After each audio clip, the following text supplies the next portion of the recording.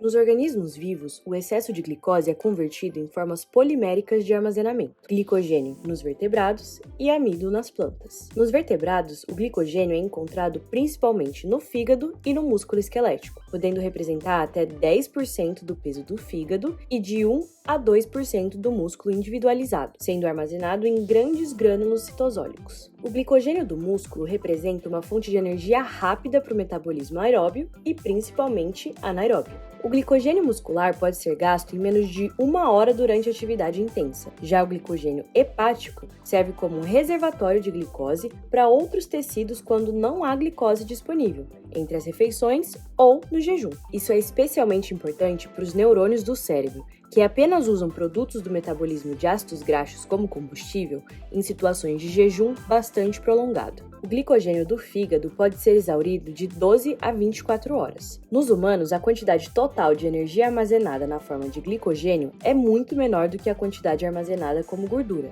No entanto, os ácidos graxos provenientes do metabolismo das gorduras nos mamíferos não podem ser convertidos em glicose e não podem ser metabolizados anaerobiamente. Os mecanismos gerais de armazenamento e mobilização do glicogênio são os mesmos no músculo e no fígado. No entanto, diferenças sutis nas enzimas que participam desse processo refletem os diferentes papéis do glicogênio nesses dois tecidos.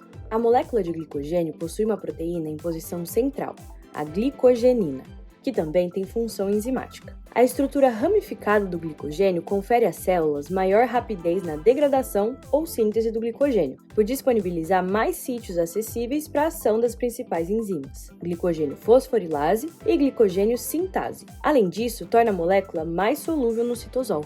O processo de degradação do glicogênio é conhecido como glicogenólise. Nele, unidades de glicose provenientes da quebra de ligações glicosídicas entram na via glicolítica pela ação de 3 enzimas: glicogênio fosforilase, enzima de desramificação do glicogênio e fosfoglicomutase. A glicogênio fosforilase catalisa a reação na qual uma ligação glicosídica do tipo alfa-1,4 entre 2 resíduos de glicose em uma extremidade não redutora do glicogênio é atacada por um fosfato inorgânico, removendo o resíduo terminal na forma de glicose 1-fosfato. A glicogênio fosforilase age repetidamente sobre as extremidades não redutoras das ramificações do glicogênio até que alcance cerca de 4 resíduos de glicose distantes de um ponto de ramificação do tipo alfa-1,6, onde interrompe a sua ação. A degradação pela glicogênio fosforilase continua somente depois que a enzima de desramificação catalisa 2 reações sucessivas que removem as ramificações. Uma reação de transferência de 3 dos 4 resíduos próximos à ramificação, a cadeia linear mais próxima, e uma reação de remoção por hidrólise de um resíduo glicosil da posição C6.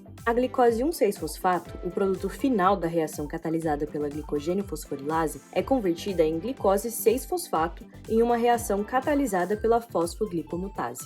A glicose 6-fosfato formada no músculo esquelético a partir do glicogênio pode entrar na glicólise e servir como fonte de energia para a contração muscular. No fígado, a degradação do glicogênio serve a um propósito diferente: liberar glicose para o sangue quando o nível de glicose sanguínea diminui, como acontece entre as refeições. Isso requer a presença da enzima glicose 6-fosfatase no fígado. A enzima é uma proteína integral da membrana do retículo endoplasmático, com seu sítio ativo no lado luminal do retículo.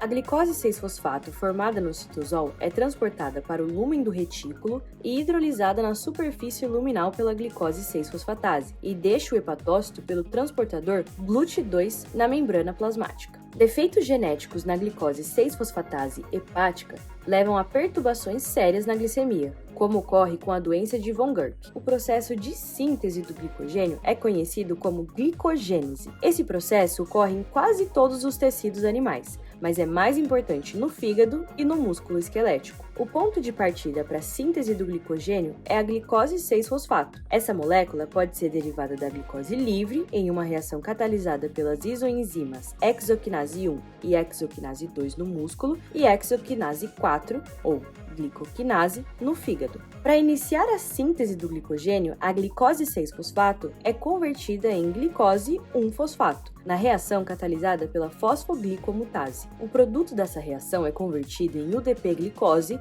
pela ação da UDP-glicose pirofosforilase, em uma etapa fundamental da biossíntese do glicogênio. A UDP-glicose é o doador imediato dos resíduos de glicose na reação catalisada pela glicogênio sintase, que promove a transferência da glicose da UDP-glicose para uma extremidade não redutora de uma molécula ramificada do glicogênio. A glicogênio sintase não pode formar as ligações do tipo alfa 6 encontradas nos pontos de ramificação do glicogênio. Elas são formadas pela enzima de ramificação, que catalisa a transferência de um fragmento terminal de 6 a 7 resíduos de glicose da extremidade não redutora de uma ramificação do glicogênio, contendo pelo menos 11 resíduos, para o grupo hidroxil C6 de um resíduo de glicose em uma posição mais interna da mesma ou de outra cadeia de glicogênio, criando assim uma nova ramificação. A glicogênio sintase não consegue iniciar uma cadeia de glicogênio de novo. Ela necessita de um iniciador, geralmente uma cadeia poliglicosídica em alfa 1,4